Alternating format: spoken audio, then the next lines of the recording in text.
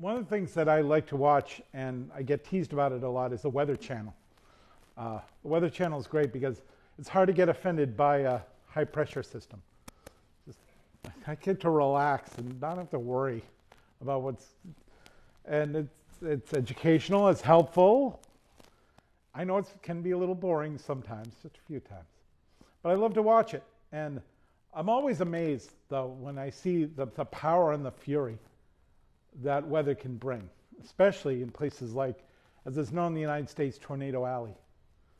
That whole area of our country, and it's spread over several states, where it just seems every year these horrible storms, tornadoes just devastate, obliterate some towns in that area. And I'm always amazed that in the middle of this horrible devastation where it seems like a bomb was dropped, people will talk about that they've lost their houses, their belongings, but then they stop and they say, thank God, because they have their family. And this is where we begin again. And it's just staggering how people can do that. We live in a society that says, it's all about possessions. It's what you have. And we're constantly being just hammered with these images on our media all the time saying, you have to have this and you have to have that. It's been that way forever. But we don't belong to that as Christians and particularly as Catholics. There's a phrase I use, all the time, that says history starts now. This is where we begin again. And that's really what life is. We begin again every single day. Every day we get a new opportunity, 24 hours, if it be God's will. That we learn from where we've been, we appreciate where we are, and I pray we look forward to what's ahead. But what's ahead hasn't been promised to us. What's been promised to us is today. And we live in that hope that we've been given from the moment of our baptism, that every day we are born again. We are made again to try to do God's will and God's work. That God would love us that much that every day he would say, good morning, my child. What will we do today?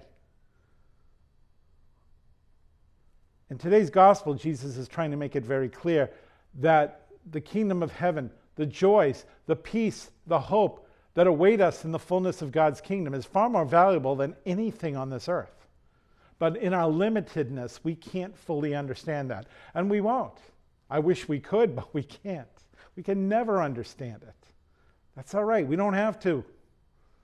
We can focus on the blessings that God has given us. We can look forward in, and as I love that phrase, joyful hope to what awaits us in God's kingdom.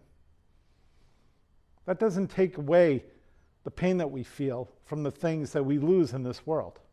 Not just the possessions, but the things in our lives that we appreciate and that we love.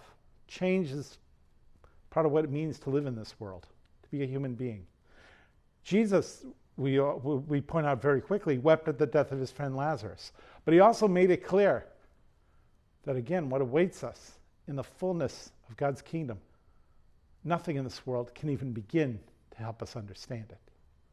It's so glorious and so triumphant and so marvelous.